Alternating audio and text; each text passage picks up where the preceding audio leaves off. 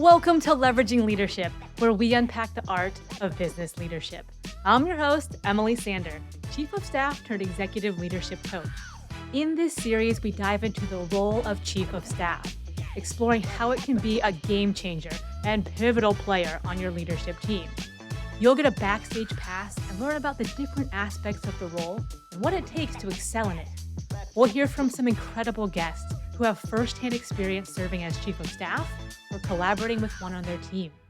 And don't forget, the Chief of Staff isn't just a title or person, it represents a leadership philosophy. Leveraging leadership is all about finding your points of greatest influence and leveraging them to better serve those around you.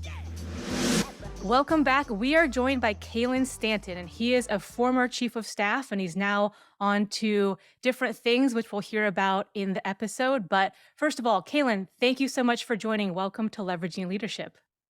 Thanks, Emily. I'm excited. Yeah, what a great topic, and looking forward to the dialogue. And I feel like this is kind of full circle or the circle of life or something, because when I first became Chief of Staff, we were connected by a mutual colleague, and you had previously been a Chief of Staff. And so she recommended that I speak with you just to get familiar with the role and to get some pointers and tips. And you were kind enough to take time out of your day and talk through this kind of bright-eyed, bushy-tailed, like Bambi, deer in the headlights. What have I gotten myself into? And you gave me some great pointers at the beginning of my tenure as Chief of Staff. So something I've always remembered and appreciated, and so glad we could stay in touch and that you could be on the podcast. So with that said, first, a quick icebreaker question, most important question of the interview. What did you have for breakfast today? What did I have for breakfast? Eggs. Eggs. Good And source coffee, of protein. of course. Ample yeah. amounts of coffee. Caffeine straight into the veins if you can. That's right. So. Eggs and coffee. Beautiful. That's right. So getting into your Chief of Staff story, you have a great setup story. So you're in the lobby, you're in the kind of waiting room, waiting area of an office, and you're there to interview for a job, but not for Chief of Staff. So can you take us away on how you got into that role? Yeah. So it feels like a lifetime ago in Nashville, and I had been finishing up business school and was trying to figure out what was I going to do with the next chapter of my life, having come out of healthcare. Actually wasn't sure I was going to get back into healthcare, and through various connections had met this company, which was essentially, it was a management consultancy that had been around about 20, 25 years, grown up out of Nashville, and worked primarily with health system sponsored medical groups across the country. Things like patient access, creating new strategies, value-based care networks, things like that. And so consulting was it was pretty interesting to me. At the same time, I felt like I probably don't know enough yet that someone ought to pay me to come and tell them how to do something. So I just kind of approached this like Truett Cathy would say, seize unexpected opportunities. And I walked into the office there in Nashville and was applying or had an interview for this consulting job.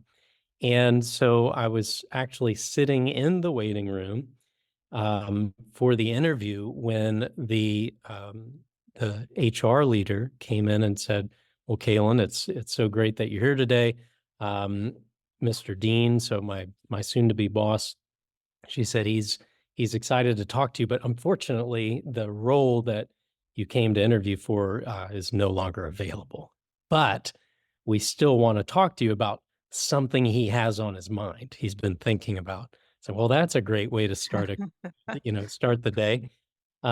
So went back into his office, and this is the CEO of the company, and he's sitting on a purple bouncy ball. Nice. And he says, "Well, sitting's the new smoking," so trying to keep things lively. And I said, "Okay, this is again going great." And he says, "Here's the deal." He said, I've just sold my company we've had a great run, but we sold to a publicly traded company. We're now a part of this big think tank, research, technology, consulting, and there's a lot of big expectations. So So on the one hand, we're still doing great consulting work, and I, the CEO, get to spend my time with one or two clients, and that's really important. So part of my life is there, but then a lot of time is going back and forth to DC to report on how we're doing, or meeting with 20 or 30 CEOs of these large health systems across the country to better understand what their challenges are, and of course offer how we might be able to support them in that. And so I'm making essentially a lot of promises, and I need to make good on those promises. So we're just at a scale now that getting on that many planes and Yeah. having to meet with that many people, and then, by the way, on Fridays we've got a company to run. And so he said, essentially, there's not a job description. I just need someone to help me do all of that. And so if you want to write the job description, that might be the first thing you do.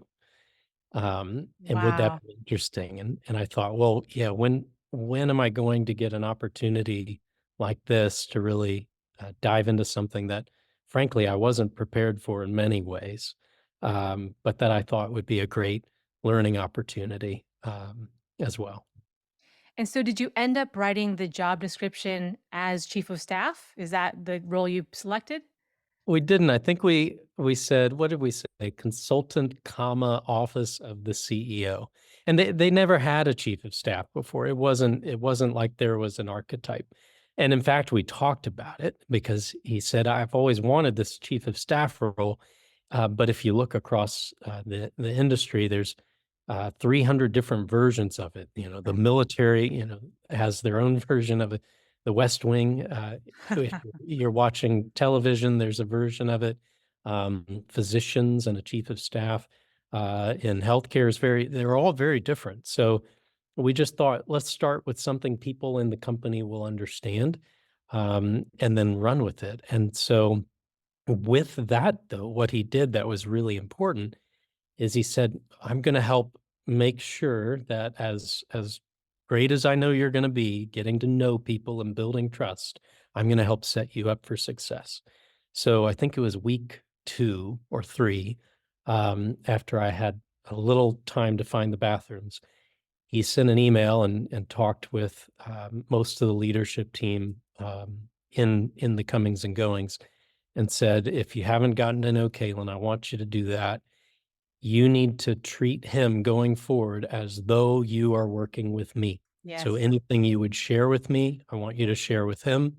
Anything you think I need to know, let him know it. Um, if there are calls or meetings, files, anything that involve me, he's going to have access to it. And and so I think that was really helpful looking back, because I think most of my life and career, I've had to learn the value of earning the right to a relationship, right? And leading by influence, et cetera. But it goes a long way to set from leadership to the rest of the table expectation of what success in the role is going to be. So I think between our mutual parts to play there, he did a very good thing. That's such a good way to set up a chief of staff or anyone really, if they're in an executive leadership role, explaining to the rest of the team, hey, here's this person coming in, here's the scope of work and how I expect things to be done or how I expect you to interact with this person. I think that it sets you up for success and you still have to do the work and you still have to earn the trust and build the bridges and all those things. But man, what a good intro to the team. It starts strong with a strong foundation. Everyone's clear on like who is this new person, and they have this odd title, and like what is Kalen supposed to Right. be doing? So Right. that was great of your boss to do that. And then I know that your initial title was so people it would make sense to them, which I think is a key point. So anyone listening, if it's like, hey, no one's going to understand what a chief of staff is, call them something else, but they do the role. And then it morphed into an official chief of staff role. And so Yeah. I'm wondering when you approached being chief of staff, who did you see as your customers internally or externally? Who is the chief of staff serving in your instance? That's a great question. I'd say everybody. And so maybe thinking about it in, groups of customers as I had my boss, so the CEO, Yep. and primarily that leadership team, our partners. So my primary, that inner circle of customers, day-to-day customers, would be that leadership team and whatever our priorities were. It could have been project related. So we have 2 or 3 partners working with, this large academic health system on the West Coast, and so we're spending part of our week together, and I'm interfacing with them there. Or it's maybe we're getting everybody together for quarterly, and annual goal planning and quarterly leadership, gathering and setting the agenda for that, and I'm working with them on making sure that the agenda's right, people's roles are right, and bringing everything they need to achieve together. So there's just the leadership group. I think that's one group. However, then you have, clients. So I have to essentially represent the CEO, the office of the CEO to our clients.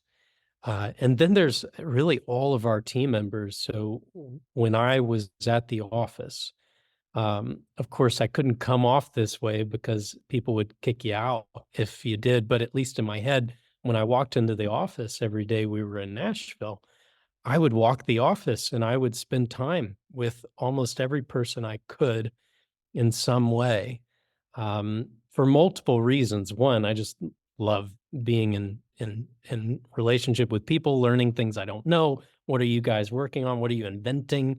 Because it's awesome. But also, it's amazing what you'll glean walking the halls that a lot of times the CEO needs to know. And it's not like, hey, here's what so and so said, but it's, hey, I have a pretty strong conviction that this could be going better, or I'm hearing that this isn't going so well, or people don't understand this. And you're just going to have to trust that I know that with good Yep. reason, right? So I think when you look at all those different customers, whether it's our leaders, our clients, or our team members, I looked at them all as my customers because I'm supporting the CEO. So I have to own the whole, right? Not just Yes. parts of the company. His success is the whole company's success. So to me, I've got to walk in every day thinking about the whole company. Hi, Emily here. I just wanted to take 10 seconds to highlight the power of one on one coaching at nextlevel.coach. Get the tools for success and leave each session feeling refreshed and refocused. And that's one of the most valuable things you can do as chief of staff is do those walkabouts, I call them. And I love doing those. So first of all, it got me up and out of the office, Right. which I enjoyed. I just walked around different areas of our office and just talked to people like, "Hey, what are you working on? What problems are you solving today? Where Right. can something be made easier?" Mhm. And similar to you, if I started hearing, let's say, this one project, like this is a pain point for this team, and then I Mhm. walk over to this part of the office and this same Mhm. project is a pain point for that team, and I start, okay, putting this together, there might be a collective, this seems to be something we can help make easier for our teams, so let's work through some solutioning there. So Mhm. that's one of the things I got from it. And then people started, at first they were like, what are you doing in my area, like what are you doing in my section? But then Yeah, they got of used to course. Emily walking around and they would just have a chat, just like a friend, or like, oh, hey, Emily's around, or oh, hey, let's go, have coffee or whatever. And you just start building relationships at all levels of the organization, which, as you mentioned, is so, so important because you have to look at the whole picture and you have Mhm. to consolidate that and kind of tee up what's most relevant and helpful to your principal. And I think that's one of the ways that a chief of staff adds value. If you were Right. trying to describe other ways a chief of staff can add value to their principal or to their leadership team or company, or just how they can be effective, what other things would you mention? Yeah, I think so. Again, owning the whole, right? means that you're going to have either week to week or month to month or day to day priorities that you're having to get done. Some of it is likely, in any given case, you're likely doing things that are part of the job description that are simply staying ahead of the train, right? Keeping it on the Yes. tracks, making sure the way is clear, making sure people know the train's coming, what, I whatever like that that. whatever that is, right? Um, but at the same time, I think um, in order to truly be successful, you start to think, how might the train be better? And Mm. how might the tracks be designed better? We could be doing all this better, right? So you also, I think if you're in a good place as that individual, but also as a team that sees value in this role, you're also a bit of an innovator because you're in and out of all these different aspects of what the company or your principal and the leadership team are doing. And so I think in my experience, I found a lot of times I was either adding value to the whole or each leader by being able to see what everybody was doing and then go circle back around with this person or that person and go, you mentioned that what would really help this practice or what we're doing over here is this. Well, I don't know if you have heard what so and so is working on, but what if I bring that over to your desk and you 2 talk, things like that. And so I think a lot of times what you end up doing is you're innovating, you're not just building trust between yourself and others, but also between different silos in the organization. You're breaking down silos and not as a hoarder of information, ideally, right? Not here's what I know and let me bring it to you, but hey, let's get you together, right? Either these leaders or these teams that are at risk of being siloed. So I think that's a big part of it too. But also, again, you're building trust and culture. That's I think a big part of the role and when I think getting a couple years into my role, when I was really in that chief of staff role, I think the hat I was often putting on was not just strategy or operations, but also culture, and making sure people were included, they felt like they belonged. And I was often best positioned to seek out and find those people by the nature of what I do. And I think culture, if you're a chief of staff, if you're any executive leader, you are designing that culture whether you like it or not, just by Right. how you show up and just by your interactions with others because people take Mhm. their cues from their leaders and if the leader is stressed and is blaming everyone all the time, well, that's kind of the culture and if that's what it takes to be successful in that environment, then you set the tone that way.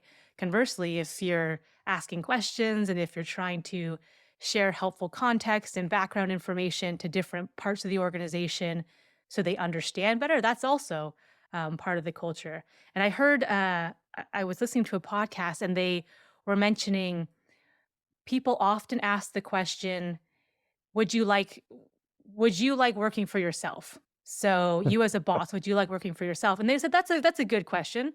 They Yeah. also said if everyone on your team was doing what you're doing, Mhm. meaning showing up how you're showing up and setting the tone and interacting like you would that contribute positively to your team and company? And I thought, oh, that's a good question. That's a really good question to ask. So I think culture is just inherent. And as you mentioned, Mhm. a chief of staff is interacting with so many different parts of the company and so many different players and people at all different levels that you can have a big impact.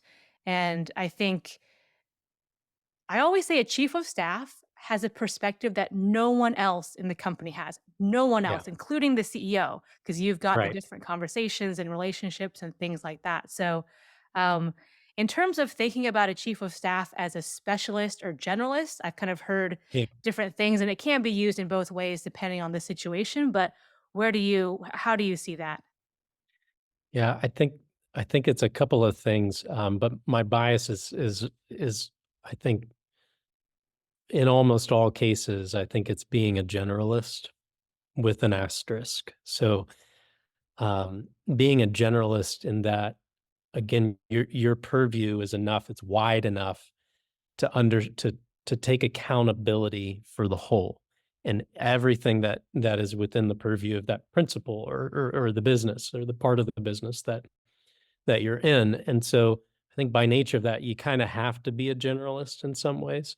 But maybe with two asterisks. So on the one hand, I think you have, whether you are an expert in part of the business or not, you have to be able to understand enough about the rest of it to really add value and see how the puzzle pieces are all connecting, right? If you Excellent. don't understand at all what this team does or what this part of the business does or the economics, how we make and lose money in each aspect of the work that we do, and you're just comfortable with it being a mystery, that's a high risk situation for both yourself and the company. So I think in some ways you have to be a generalist, at least in that you extend your knowledge into those areas enough to appreciate the real experts.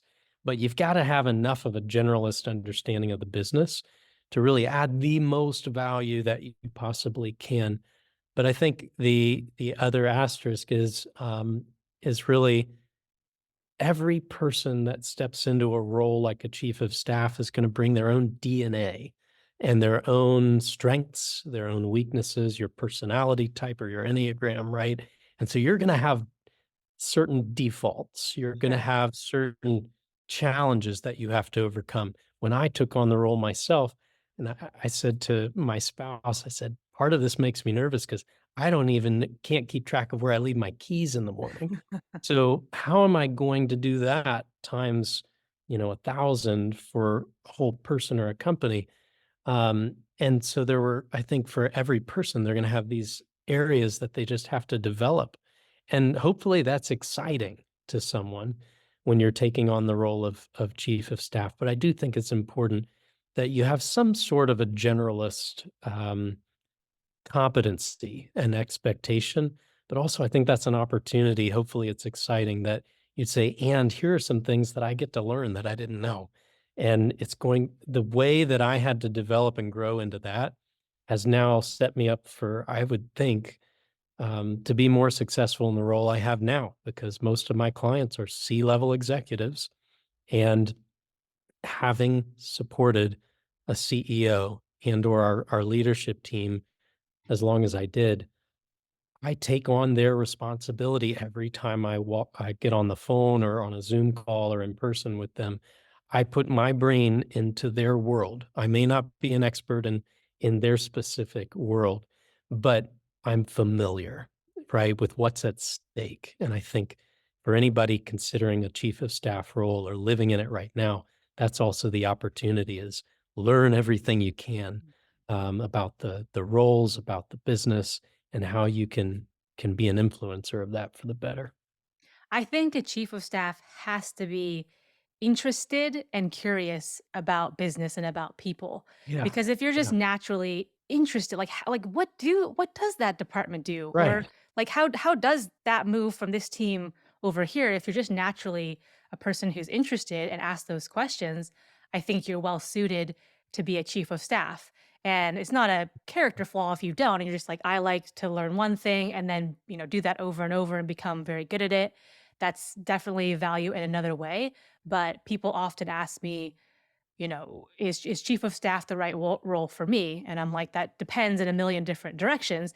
But one of the things is, are you interested and are you naturally curious in about Right. business and people? So when you were describing that, that's what came up for me. You mentioned that you are moving around and doing 100 different things. What are some ways that you kept yourself on track? You said, I can't keep track of my own keys, but yet I've been given the keys to the kingdom and have to keep track of a Right. whole leadership team. So how did you manage that? What are some tips or tricks there? Yeah, I think, so one benefit I have is the person I was working with, was very structured. Mm, And so being curious actually, right, and learning and studying. I think one thing that was of help to me was just learning what is that structure and how do I optimize it? How do I cater to that, design for that? But then also, I think s building a team around so that you're not by yourself in this role either, right? So building a team around you. Um, Debbie, who was in our office as well, kept all the trains on time. If you asked her, she certainly didn't need me. She was already an all-American rock star. But we were a team, and with that, there were others that I think, um, when you brought their skill sets to the table, we made a lot of magic happen. Mm. And so I think part of it was I just had to develop some consistent routines, structures. We had check-ins, um, but again, all that can be helpful, but life doesn't happen that structured. Things in business don't happen once a week, right? They happen in the moment. You have to have room for flexibility, and so I think that's actually where some of my strengths, being comfortable in the ambiguity and the chaos of any given day, um, paired well with who I was supporting. So we had structure, and then we also had, I think, the room just being in constant relationship and working with each other, having that open communication. If I was cracking the door coming in, it was with good reason, right? Those kinds of things. So I think just having a balance, I had to find a balance at least in saying, here's a successful structure, here's a successful team of talents and people that we need to keep each other accountable, but then also here's here's the freedom and trust and flexibility to make it work when all that fails. I love that. It's kind of like have a plan so you can change the plan because Right. Yeah. with chiefs of staff, one, you will learn every day, sometimes every hour of every day, and be almost forced to learn in certain aspects. And you will never, ever be bored. So, a chief of staff Right. is a lot of things, but boring Right. is not one of them. And I Yeah. think what you said about knowing your structure or your plan is gonna get rattled a little bit throughout your day. It just is, and leave room for that. So when I'm talking to clients about this, I'm like, it sounds like you're under the expectation that everything is gonna go to plan and that everything is gonna go Right. smoothly and easily. Can Right. is that worth taking a look at? Because if you're like, oh, we have the plan and then we change the plan when stuff inevitably comes up, that's a very different expectation, probably a more realistic one. So that's a good thing to mention as well. So, Yeah. Kalen, as we round out here, when I first contacted you about being a guest on this show, you said I'd love to, but I'm in East Africa at the moment. So, can you Yeah. just give a little description of what you were doing there? Yeah. So actually, for almost 20 years, I've been spending time in parts of Kenya and then around the general area, just getting involved in great programs and communities that are helping connect people with great ideas and the resources to kind of grow those ideas. And one of the organizations that I've gotten more and more involved with over the years, it's called Global Connections, a not-for-profit, and basically, we do a lot of that connecting, but really just as business leaders, as volunteers, however, whatever path of life we're walking, we all kind of come together to learn and serve, um, with people that I think um, deserve the opportunities, that many of us have, and so my focus in years of late has been more on healthcare. There's some great, health leaders and organizations across, East Africa that are doing all kinds of amazing things. There's a 357-bed hospital staffed with a little over 700 people, Wow. 700, not 7,000, right? And they are making miracles happen. And so I love to spend time, just to, for one, be in relationship with people that oftentimes are coming from very different backgrounds and ways of thinking, but also just learning so much. I mean, how do we do that with 700 people? What could we do in the United States in healthcare if we took on a similar approach to some of what we're trying to solve? So it's a lot of excitement, but also I do spend a bit of time as well, kind of paying forward what I've learned in career and life and leadership. And so I do a bit of writing, something called Between the Lion and the Leopard. Yes. It's just a little bit of an ongoing journal online, but they're stories. And sometimes there's stories about the executive suite in an academic health system, trying to figure out as humans how we make decisions about really important things, but always connected to some what might seem like a very different arena in the savannah of East Africa, or some experience I've had in a different part of my life. So yeah, when we talked, I was actually over there and doing a little bit more writing and spending time in fellowship with people. Wow. And are these short stories? Are they like Very blog short. link posts? They're Okay. 3 to 7 or 8 minutes, Wow.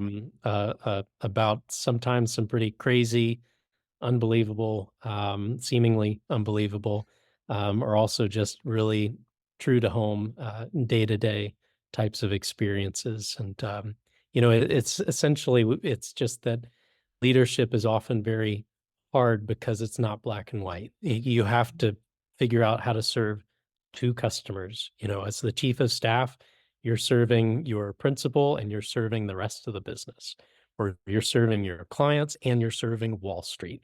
And it's not just that one is happy and the other isn't. We have to find that balance, right? So that's a lot of what it's about. And what I do in my work at Root and Accenture is helping a lot of leaders and teams find that balance, but try to get thousands of people to see that bright future and create a strategy or culture that will help get them there. So it's a lot of fun. Well, thank you for sharing that. And can you say the name of the short stories one more time and where people can get that if they're interested? Yeah, yeah, it's The Lion and the Leopard, so lionandleopard.com. It's Gotcha. just, yeah, it's very simple. You'll see there's no frills. All right. We'll have that in the show notes along with the route and other information. But Kaylin, thank you again for being on. It's always a pleasure speaking with you. And I like when we catch up, and we kind of just caught up on a podcast episode this time. But I know that the information you shared is going to be valuable to people. So thank you so much for being on. Well, Emily, thank you for what you're doing, and yeah, best to everybody who's following along and in their careers. If you'd like some more information on the topic discussed in this episode, head over to nextlevel.coach and click on the resources page for some helpful free downloads.